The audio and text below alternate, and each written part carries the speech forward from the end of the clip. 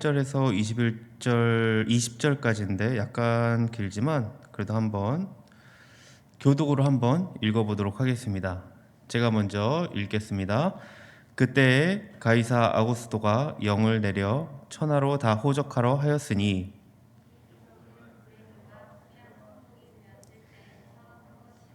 모든 사람이 호적하러 각각 고향으로 돌아가매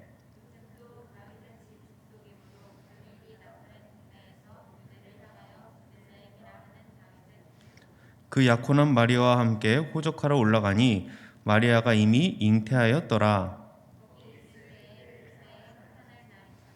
처자들을 낳아 강보로 싸서 구유에 뉘었으니 이는 여관에 있을 곳이 없음이러라.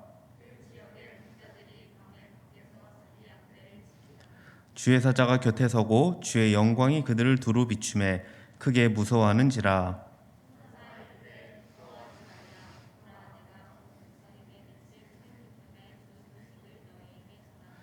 오늘 다윗의 동네에 너희를 위하여 구주가 나셨으니 곧 그리스도 주시니라.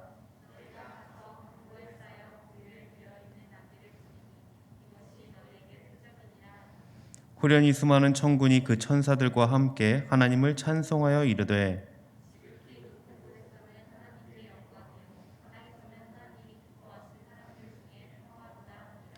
천사들이 떠나 하늘로 올라가니 목자가 서로 말하되 이제 베들레헴으로 가서 주께서 우리에게 알리신 바 이루어진 일을 보자 하고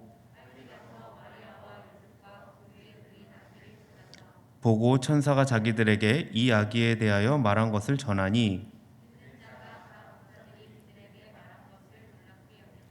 마리아는 이 모든 말을 마음에 새기어 생각하니라.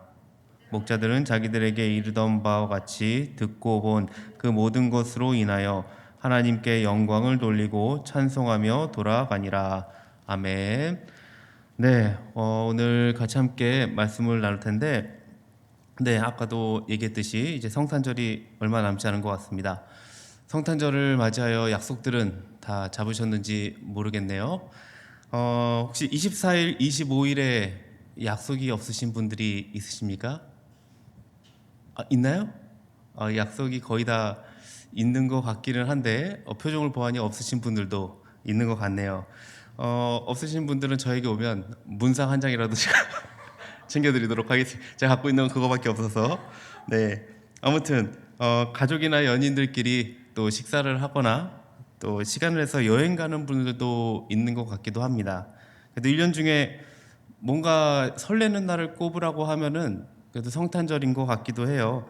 좋습니다. 이렇게 서로 뭐 즐거움을 나누고 또 기쁨을 기뻐할 수 있는 날이 있다는 것도 참 좋은 것 같습니다. 그런데 우리가 이날에 이제 진짜 기뻐하는 이유는 다른 데 있겠죠. 왜냐하면 성탄의 기쁨은 이제 세상 사람이 추구하는 그 기쁨과 이제 근본적으로 다르기 때문입니다. 그래서 오늘은 이 성탄절의 이 본질적인 기쁨을 함께 나누면서 우리 가운데도 이 기쁨이 넘치기를 소망하면서 함께 말씀을 전하도록 하겠습니다. 여러분이 떠오른 질문이 하나 있을지 모르겠습니다. 제가 주보를 보시거나 아니면 뭐 오늘 말씀을 보시면은 마태복음을 계속했는데 마태복음이 아니라 왜 누가복음을 했는지 이렇게 생각하시는 분들이 있을지는 모르겠어요. 근데 당연한 이유가 있기 때문에 누가복음을 하긴 했습니다. 제가 이 12월간 한 달을 무슨 절이라고 했죠? 네, 대림절이라고 했죠. 그래서 예수님 탄생 이야기를 중심으로 이 설교를 하려고 하는데 이 마가복음이나 요한복음은 성탄 이야기를 아예 다루지를 않습니다. 그러다 보니까 이 마태복음 아니면 지금 이 누가복음밖에 할 게 이야기가 없어요. 근데 특히 마태복음은 동방박사의 방문은 이 성탄일을 지나고 나서 일어난 일이기 때문에 저도 이 마태복음을 또 하고 싶지만 마태복음이 좀 약간 애매한 것 같아요. 그거보다는 누가복음이 나은 것 같아서 아마 오늘과 그리고 다음 주까지는 이 누가복음으로 설교를 진행하려고 합니다. 그래서 먼저 본문 10절, 11절을 다시 한번 봤으면 좋겠습니다. 오늘의 핵심 구절이기도 하기 때문에 한번 같이 한 번 더 읽어보면 좋을 것 같아요. 한번 같이 읽어보겠습니다. 시작. 천사가 이르되 무서워하지 말라. 보라, 내가 온 백성에게 미칠 큰 기쁨의 좋은 소식을 너희에게 전하노라. 네, 이 11절까지죠? 죄송합니다. 한번 더 할게요. 오늘 다윗의 동네에 너희를 위하여 구주가 나셨으니 곧 그리스도 주시니라. 네, 천사가 목자들에게 이 복음을 선포하고 있습니다. 자, 우리가 오늘 나눌 건 이겁니다. 큰 기쁨이 될 좋은 소식이 구체적으로 무엇이고 또 어떻게 전파되는지 살펴보면서 오늘날 성탄이 우리에게 주는 참 의미에 대해서 함께 말씀을 나누고자 합니다. 그 천사가 전해준 기쁜 소식 여기 보시면은 두 가지가 있습니다. 하나는 다윗의 동네에 구주가 나셨다는 것이고 다른 하나는 그 구주가 그리스도, 그러니까 즉 메시아라는 것입니다. 당시 이스라엘 사람들이면 장차 오실 이 메시아가 베들레헴에서 태어날 거라는 건 누구나 알고 있었어요. 왜냐하면 미가 선지자의 이 예언이 있었기 때문에 예언을 통해서 이미 다 베들레헴에서 태어날 거라는 거 메시아가 알고 있었습니다. 한번 미가서를 한번 같이 찾아볼까요? 미가서 5장 2절입니다. 한번 미가서 5장 2절을 한번 찾아보시면 잘 아마 아시는 말씀이 또 나올 거예요. 한번 같이 읽어보도록 하겠습니다. 시작. 베들레헴 에브라다야, 너는 유다 족속 중에 작을지라도 이스라엘을 다스릴 자가 내게로 나올 것이라. 아멘. 네. 베들레헴은 예루살렘에서 얼마 떨어지진 않았습니다. 한 8km 정도 이게 떨어진 곳이에요. 베들레헴, 예루살렘에서 그 작은 동네예요. 굉장히 작은 동네입니다. 이게 작은 동네에서 예수님이 태어나셨다. 이것은 하나님의 적극적인 개입이 없었다면 아마 불가능했을 겁니다. 왜냐하면 요셉과 마리아가 어디에 있었죠? 예루살렘과 굉장히 멀리 떨어진 나사렛에 살고 있었어요. 그런데 특별한 상황이 아니고서는 이게 이동할 일이 없는 그런 시대입니다. 특별하게 뭐가 그렇게 멀리 떨어진 곳으로 갈 일이 전혀 없었습니다. 그러니까 이 모든 상황들은 방금 전에 읽었던 이 미가서 5장 2절에 기록된 예언을 성취하기 위한 이 하나님의 섭리였던 것입니다. 좀 말도 안 되긴 설정이긴 하지만 로마 황제나 아니면 요셉이 그리고 마리아가 그것을 미리 알고 의도적으로 짜고 친 고스톱 그런 얘기를 하는데 짰을까? 절대 그럴 수가 없죠. 로마 황제는 자신의 목적을 위해 호정력을 내린 것 뿐이고, 그리고 요셉과 마리아는 백성으로서 그냥 어쩔 수 없이 임신한 그 무거운 몸을 가지고 힘들게 그 호적을 하러 갔을 뿐입니다. 자, 여기서 우리는 중요한 사실을 하나 확인할 수가 있습니다. 그러니까 우리들은 각기 자신의 생각이나 판단에 따라 혹은 자신의 목적과 유익을 따라 우리는 행동을 합니다. 아마 그렇게 생각대로 행동을 할 거예요. 하지만 그 배후에 하나님의 오묘한 섭리가 있다는 사실입니다. 결국 모든 게 하나님의 이 섭리대로 이루어진다는 거예요. 그래서 이런 말이 있습니다. 히스토리 들어보셨죠? 역사는 그분의 이야기다. 사도 바울도 이런 사실을 증거한 바가 있습니다.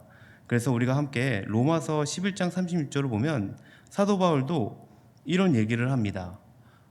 네, 이는 만물이 주에게서 나오고 주로 말미암고 주에게로 돌아갑니다. 그에게 영광이 세세에 있을지어다. 아멘. 세상 만사가 인간들에 의해 움직이는 것 같아요. 그런데 결국은 하나님의 뜻과 계획대로 이루어진다는 말이에요.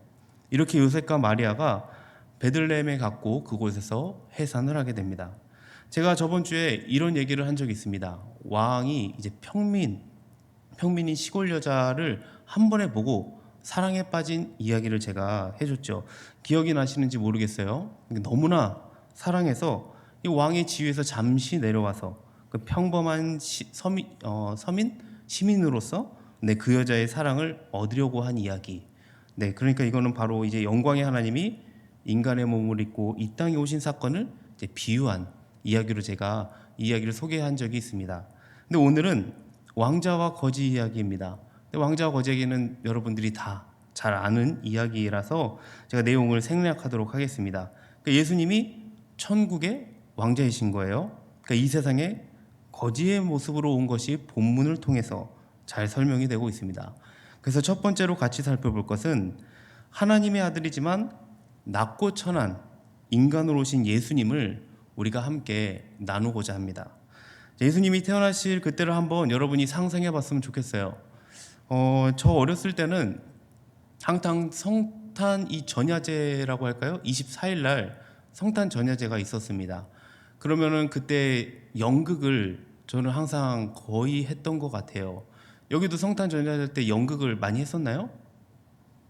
하긴 했었죠. 네. 그러면 지금 이 시기 아마 12월 한 달간은 거의 저녁 시간은 없었던 것 같습니다. 저녁에 항상 모여서 같이 연습을 하고 그리고 24일 날 발표를 했던 것 같아요. 저도 예수님의 탄생 이야기만 한 두 번 정도 저도 연극을 했던 것 같아요. 그래서 연극을 해본 사람들은 알겠지만 이 내용이 조금 더 이해가 쉬운 것 같아요. 아무튼 네, 좋은 것 같습니다. 그래서 한번 그 시대에 있다 생각을 한번 해보시면서 상상을 해보면 좋을 것 같아요. 이제 해산일이 다가옵니다. 근데 이제 묵을 곳이 없는 거죠.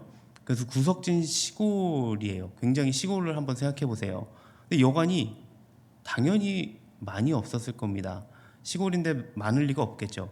근데 거기다가 어떻게 온 거였죠? 호적하러 온 사람들로 그나마 사람이 좀 있었을 텐데 호적하러 타지에서 오니까 더 여관이 빈 방이 없었을 것입니다.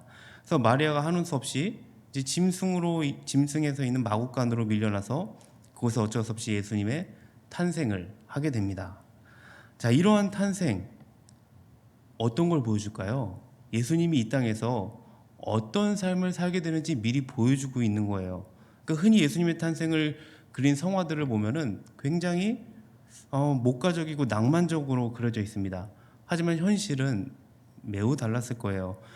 매우 지저분했을 겁니다. 그리고 냄새도 났을 것이고, 그리고 아기를 낳으려면 굉장히 뭐가 준비가 있어야 될 텐데 불편한 점들이 굉장히 많았을 겁니다. 이런 모습을 보면 이건 너무하지 않나 생각이 듭니다. 근데 예수님이 굳이 그런 모습으로 탄생한 이유가 당연히 있습니다. 첫째로 예수님이 하나님의 아들 구세주라는 이 증표를 삼기 위함이었어요. 그때 들에서 양을 치던 목자들이 있었습니다. 천사가 나타나 예수님의 탄생을 알려줍니다. 그 시기에 태어난 아이가 예수님 혼자만이 아니었겠죠. 예수님 말고도 여럿이 있었을 거예요. 그러니까 누가 누군지 당연히 알 수가 없었겠죠. 그래서 아주 특이한 모습으로 확인할 수 있는 이 증표를 삼은 겁니다. 한번 볼까요? 누가복음 2장 12절에 어떻게 나와 있는지 한번 봅시다. 자, 시작. 너희가 가서 강보에 쌓여 구유에 누워 있는 아기를 보리니 이것이 너희에게 표적이니라 하더니, 자, 이 말을 들은 목자들은 어떤 마음이었을까요? 아마 믿기가 쉽지 않았을 겁니다. 수많은 천군 천사가 나타나 하나님을 찬송하지 않았다면 아마 믿기 쉽지 않았을 것 같아요. 이렇게 목자들은 천사들이 말한 대로 구유에 누인 아기를 찾습니다. 그리고 그 아기가 하나님의 아들 구세주임을 확신하고 전파해요. 이것이 복음의 시작입니다. 성육신 복음. 저번 주에 성육신 대에 제가 말씀드렸죠. 영광스러운 하나님의 아들이 우리와 똑같은 신성을 취하셨다. 이것이 신비 중의 신비이고 복음의 시작입니다. 둘째로 예수님이 오신 목적을 상징적으로 증거하기 위함이었어요. 그러니까 일단 예수님이 탄생하면서 하늘로 올라가시기 전까지는 매우 가난했던 것 같습니다.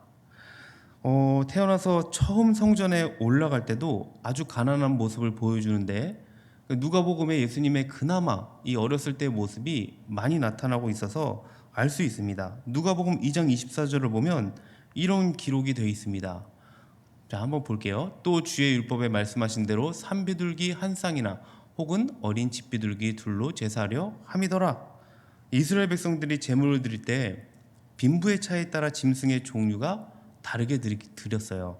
그러니까 부자들은 소를, 평민은 양이나 염소를, 그리고 극빈자들은 이렇게 지금 비둘기를 드렸습니다.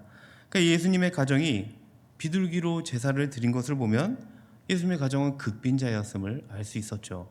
그리고 3년간 예수님이 이제 공생의 기간을 하죠. 그때도 예수님은 어떻습니까? 거처가 없으셨죠. 거의 노숙자 생활, 홈리스 생활을 하셨던 것 같습니다. 자, 이와 같이 낮고 천한 모습으로 오신 예수님을 가리켜 바울은 이렇게 증거합니다. 빌립보서 2장 6절에서 7절입니다. 한번 같이 한번 읽어보면 좋을 것 같아요. 시작.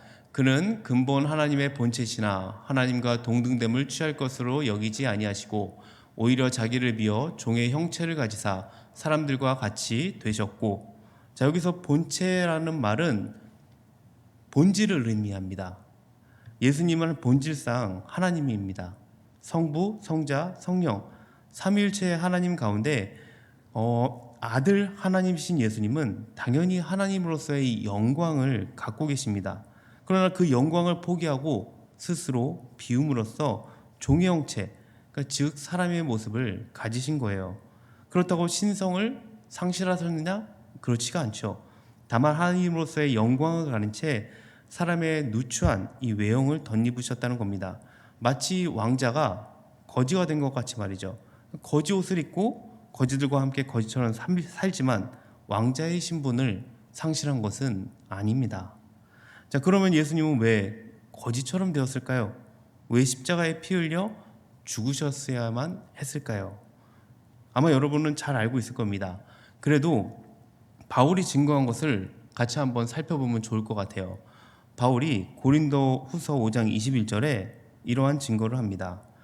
하나님이 죄를 알지도 못하신 이를 우리를 대신하여 죄로 삼으신 것은 우리로 하여금 그 안에서 하나님의 의가 되려 하심이라. 결국 이 말은 뭐냐면 우리의 죄를 대속하심으로써 오직 그분을 믿기만 하면 의인으로 삼아주기 위함입니다. 그러니까 우리 죄를 대신 가져가시고 우리에게 예수님의 의를 넘겨주신 겁니다. 이것을 좀 어려운 말로 이중전가라고 합니다. 신학적 용어긴 해요. 이중전가. 쉬운 말로 하면은 맞바꾸기, 익스체인지라고 합니다. 다시 정리를 한번 해볼까요? 제가 PPT를 안 넘겨드렸군요. 중고등부 때 하긴 한 건데 PPT를 보면은 V자 모양을 하고 있습니다. 예수님이 이 땅에 오셔서 쭉 낮아지셨다가 장사되고 나서 다시 승천하시고 이제 이 땅에 오실 그때까지 점점 낮아졌다가 올라가는 이 V자 형태를 가지고 있습니다. 그래서 왕자이신 예수님이 거지처럼 낮아진 이 사건을 우리는 비하라고 합니다. 그리고 십자가 죽음 후에 부활 승천해서 다시 모든 사람이 그를 주님으로 부르게 된 것은 승귀라고 합니다. 비하 승귀, 좀 어려운 말이긴 해요. 본래의 영광으로 다시 복귀한 거예요. 이것은 다시 제가 나중에 설명을 좀 해드리도록 하겠습니다.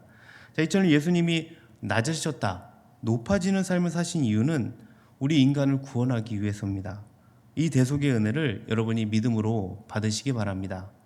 자, 이제 두 번째로 예수님을 믿음으로 왕자처럼 변화된 그 그리스도인을 함께 나누려고 합니다. 자, 여러분 예수님의 대속을 믿으십니까? 네, 그냥 고개만 끄덕이시는군요. 네, 믿으시는 거죠? 그래요. 그 한 가지로 우리는 충분히 천국의 왕자가 되었습니다. 여러분이 그것을 믿음으로써 천국의 왕자가 됐어요. 왜냐하면 예수님이 왕자의 옷을 벗어서 나에게 덮어주셨기 때문입니다. 그게 바로 십자가의 사랑이에요. 여러분이 이 대속을 믿는다면은 충분히 우리는 왕자의 자격을 얻은 것입니다. 여러분 탕자의 비유를 잘 아실 거예요. 뭐 이 얘기는 많이 들어서 잘 아시지만 혹시나 그래도 잘 모르는 분들을 위해서 간단하게 설명을 드리면 한 아버지에게 이제 두 아들이 있었죠. 그 둘째가 첫째 말고 둘째가 탕자였습니다. 이 둘째가 아버지에게 유산을 미리 달라고 조릅니다. 그러니까 아버지가 살아있는데 원래는 아버지가 죽어 유산을 받는 거잖아요. 살아있는데 유산을 달라고 하는 건 무슨 말입니까? 부모가 일찍 죽으라는 소리죠. 그러니까 윤리적인 면으로 봐서 철저하게 거의 뭐 죄인, 망난이라고 볼 수 있습니다. 그러니까 너무나 졸라대니까 아버지가 하는 수 없이 재산을 미리 나눠줍니다. 근데 어떻게 됐죠? 함께 말씀을 한번 찾아보면 좋을 것 같아요. 누가복음 15장 13절에서 14절까지 한번 찾아보시기 바랍니다. 한번 찾아봐서 같이 한번 읽어볼게요.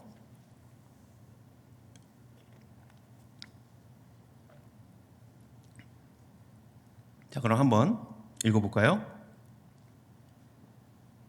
PPT를 이제 넘겨주셔도 됩니다. 네, 한번 읽어보겠습니다.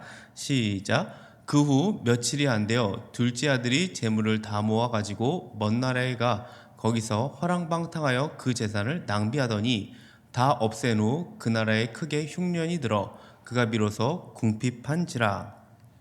자, 집에 있는 게 너무 싫었던 것 같아요. 그리고 돈을 가지고 나가 살면 잘 살았을 거라고 생각을 했던 것 같습니다. 그러니까 너무 집에 있는 게 싫어서 가출했던 거죠. 그런데 얼마 못 가서 재산을 탕진하고 거지가 됩니다.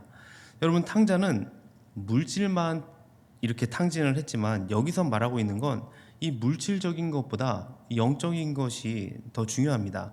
그러니까 하나님을 떠난 인간은 별 수 없다는 거예요. 거지 같은 인생이 돼버립니다. 속히 하나님께 돌아오는 것만이 살 길임을 얘기하고 있습니다. 그러니까 회개예요, 회개. 탕자가 다행히 회개하고 아버지 집으로 돌아를 갑니다. 어떻게 됐죠?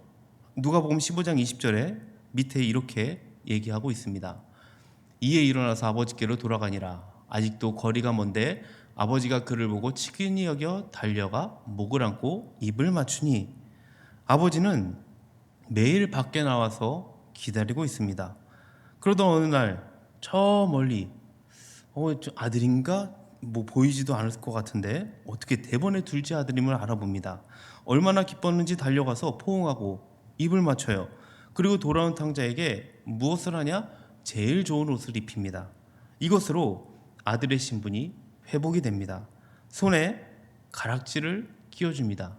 존귀한 모습이에요. 신발을 신깁니다. 고대에는 종들이 신발을 제대로 신지 못합니다. 신발을 잘 못 신었어요.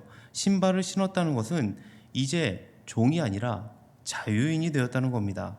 그리고 나서 이제 송아지를 잡고 잔치를 벌이죠. 한마디로 말하면 둘째 아들이 거지 같았었는데 회개하고 돌아오니까 왕자같이 되었다. 그런데 여기서 중요한 것은 아버지를 떠나면 가난해지고 아버지 품에 있으면 풍요로운 삶을 살 수 있다. 그러니 아버지 품에 있어야 내 삶이 물질적으로 풍요로워질 수 있다. 이론적으로 맞는 것 같습니다. 근데 이게 아니라는 겁니다. 자, 이 말씀의 핵심은 철저한 회개입니다. 아버지는 아들이 돌아가기를 그냥 기다리고 있습니다. 마냥 기다리고 있어요. 먼저 돌이키기를 기다리고 있습니다. 스스로의 죄를 인지하고 통해야 하는 마음을 가지기를 기다리고 있는 거예요. 여러분, 하나님은 나를 기다리고 있습니다. 언제까지? 내가 돌아오기까지 계속 기다리고 계세요. 만약 하나님이 어떻게든 인도해 주시겠지, 언젠가는 내가 다시 하나님을 제대로 믿겠지. 아닙니다. 하나님 나라의 가장 기본적인 조건은 거지와 같은 이 태도로 빈손 들고 나아가는 거예요. 이 조건 없이 아버지가 일방적으로 이 주도권을 행하시지 않습니다. 하나님께 철저한 주도권이 있습니다. 그것을 우리는 하나님의 은혜라고 합니다. 거기에 우리의 태도는 모든 것을 다 내려놓는 이 거지와 같은 태도입니다. 나는 죄인으로소이다. 이렇게 빈손 들고 나와 같은 거지 같은 태도가 전제가 되어야 합니다. 여러분, 아버지를 떠나 살면 어떨 것 같습니까? 아무런 소망이 없습니다. 오직 주님 안에 소망이 있음을 믿으시기 바랍니다. 오직 주님 안에만 구원이 있음을 여러분 믿으시기 바랍니다. 다윗 동네에 태어난 그 아기가 나를 위해 태어났고 나의 구주가 되시고 나의 그리스도이시고 주님이라는 것입니다. 우리에게는 이 구유 같은 표적도 없어요. 그리고 천사들이 전해준 이 복음도, 그들이 부른 찬송도 우리는 듣지 못했습니다. 하지만 우리는 성경에 기록된 이 말씀을 통해 더 확실하게 믿을 수가 있습니다. 그 말씀 굳게 믿고 오늘도 그 십자가의 사랑으로 나를 구원한 예수 그리스도를 더욱 깊이 사랑하시기 바랍니다. 그리고 더 나아가서 다른 사람들에게도 이 거지가 된 예수님의 이야기를 전함으로 그들도 왕자 같은 인생을 살도록 우리가 도와줘야 하지 않겠습니까? 제가 여러분에게 간절히 바라고 또 기도하는 것은 예수님을 한 번 더 다시 뜨겁게 만나는 거예요. 한 번 만났다 해서 우리 끝나는 게 아닙니다. 계속해서 우리는 갈망해야 하고 계속해서 기도해야 되고 계속해서 우리는 부르짖어야 합니다. 아직 여기에는 제대로 주님을 만난 친구들도 분명히 있을 겁니다. 이번 성탄의 계기로 저는 이 살아계신 예수 그리스도를 만나기를 소망합니다. 그리고 예수님의 은혜가 이 옷 가운데 넘쳐나기를 축원합니다. 오늘 이 말씀을 생각하면서, 오늘 예수 그리스도를 생각하면서 이제 곧 있을 이제 성탄일, 성탄절을 우리가 납두고 있잖아요. 그래서 이 마지막 12월까지 우리가 한 번 더 예수 그리스도에 대해서 한 번 더 깊이 생각하고 깊이 묵상하고 정말 예수님을 다시 한번 뜨겁게 내가 만나는 귀한 시간이 되기를 바라면서 우리 같이 찬양하고 또 기도하는 시간을 가지면 좋을 것 같습니다. 예수 그리스도가 왜 이 땅에 오셔야 했는가? 나를 얼마나 사랑하시기에 나를 위해 십자가에 죽으셔야 했는가? 우리 그 십자가의 사랑을 함께 생각했으면 좋겠습니다. 그 주님을 생각하시면서 우리 찬양하고 함께 기도하며 나가도록 하겠습니다.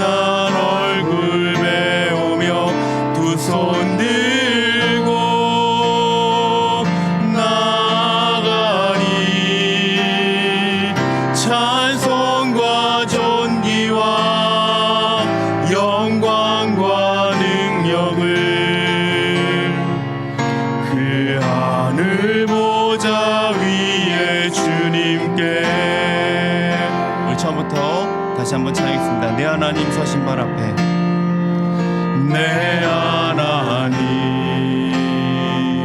서신 발 앞에 무릎 꿇고 경배하리.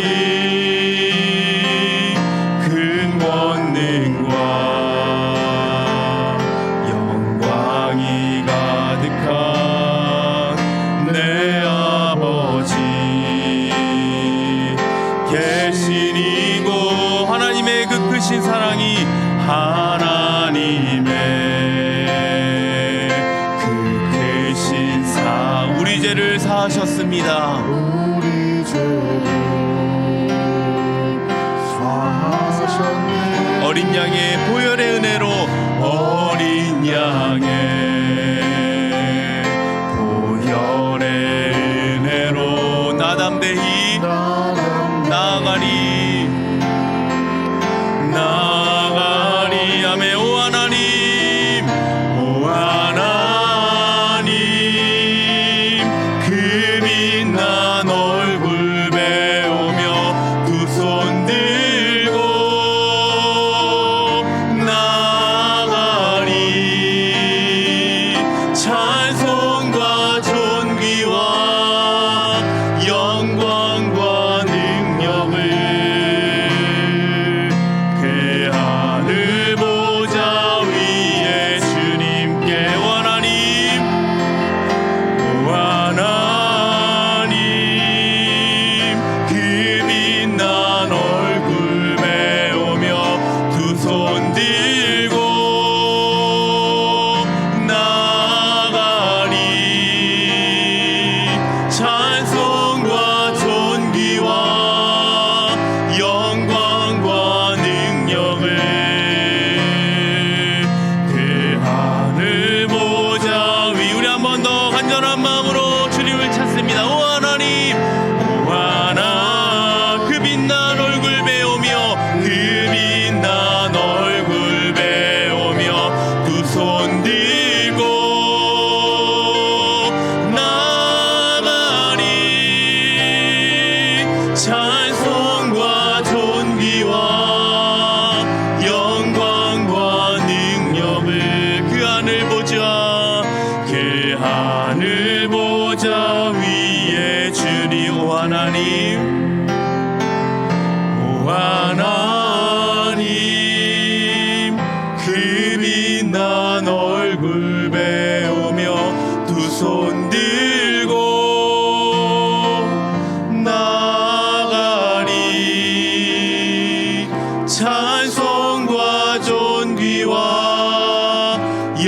영광과 능력을 그 하늘 보좌 위에 주님께. 이 시간 우리가 함께 기도하며 나가겠습니다. 우리 첫 번째는 주님 앞에 우리 통회하는 마음으로 회개하기 원합니다. 주님은 늘 나를 기다리고 있습니다. 그래서 우리는 빈손 들고 주님 앞에 나아가야 합니다. 그 하나님의 은혜를 우리는 구하고 사모해야 될 줄 믿습니다. 시간 주님 앞에 그 마음으로 우리가 회개하며 나아갔으면 좋겠습니다. 그리고 두 번째는 우리 주님을 만나기 원한다고 간절히 기도했으면 좋겠어요. 내가 주님 만나고 싶습니다. 주님을 만났는데 아직 너무 멀어져 있어요. 그러면은 너무 힘들어요, 삶이요. 그래서 주님, 나를 다시 일으켜달라고 기도했으면 좋겠어요. 나를 다시 세워달라고 기도하기 원합니다. 특별히 내가 그 말씀으로 내가 변화되고 내가 말씀으로 다시 일어서기 원합니다.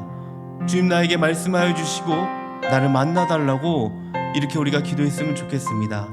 그리고 마지막 한 가지 더는 우리 공동체가 살아날 수 있도록 우리 동원의 이 청년부가 정말 중심으로 역할을 감당하기를 원한다고 이 청년부가 살아나서 이 동원교회 핵심이 됐으면 좋겠습니다.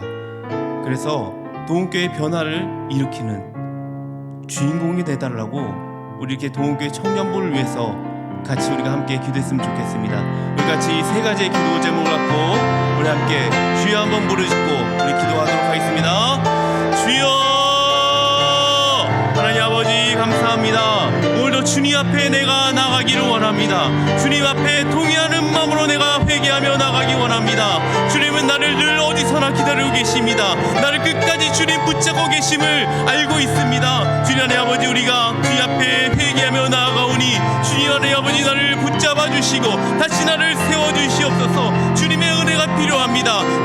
주님의 은혜가 없이는 단 하루도 내가 살 수 없음을 고백합니다. 주님, 나를 붙잡아 주시고 나에게 은혜를 더하여 주시옵소서. 나를 위해 십자가에 죽으신 그 예수 그리스도를 붙잡으면서 내가 나아가기를 원합니다. 주님, 나를 사랑하시는 그 사랑을 나에게 다시 부어주시기 원합니다. 그래서 내가 내 아버지 앞에 다시 서는 그 내 아버지 그리스도인으로 살게 하여 주시옵소서. 주님, 내가 주님을 만나고 싶습니다. 나에게 믿음을 넣어 주시고 주님의 그 사랑을 부어 주시옵소서. 내가 주님을 만나서 주님 변화된 삶으로 주님의 내 아버지 나아가는 그 삶을 살기 원합니다. 나를 일으켜 주시옵소서. 나를 세워 주시옵소서. 특별히 하나님 아버지, 주님의 말씀이 깨달아지기 원합니다. 말씀이 없이는 하나님 아버지 변화된 삶으로 살 수 없음을 고백합니다. 말씀이 나에게 있게 하여 주시고 주님 다시 일으켜 주셔서 정말 하나님의 나라에 정말 하나님의 뜻하신 하나님 아버지 주님의 뜻을 이루어 나갈 수 있는 내가 되기 원합니다. 주님께서 함께 하여 주시옵소서. 특별히 청년부를 붙잡아 주셔서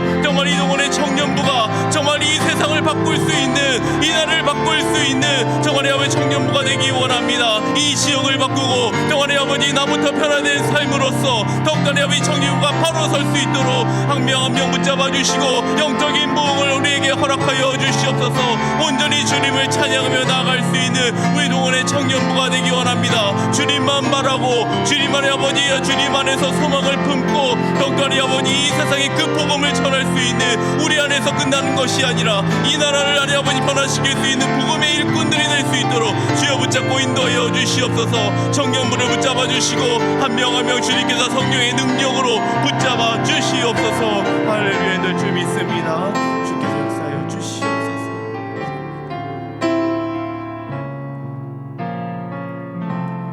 하나님 아버지 감사합니다. 우리가 주님을 쫓아 십자가로 가까이 나아가려는 그 마음을 주시니 참으로 감사합니다. 주님, 우리 안에 높아지려는 마음을 내려놓고 남보다 더 큰 목소리를 내고 싶은 마음도 있습니다. 그런데 거절하게 하여 주시옵소서. 편하고 쉬운 길이 아니라 주님을 기쁘시게 하는 길을 걷게 하여 주시고 넓은 길이 아니라 좁은 길을 걸어가게 하여 주시옵소서. 말해야 할 때 말할 수 있는 용기를 주시고 말하지 않아야 할 때는 침묵할 수 있는 절제도 주님께서 허락하여 주시옵소서. 하기 싫어도 진리를 따르는 길이라면 가게 하여 주시고 하고 싶어도 진리를 거스르는 길이라면 가지 않는 믿음을 주시옵소서. 우리 죄를 위해 십자가를 지신 예수 그리스도의 이름으로 기도합니다. 아멘.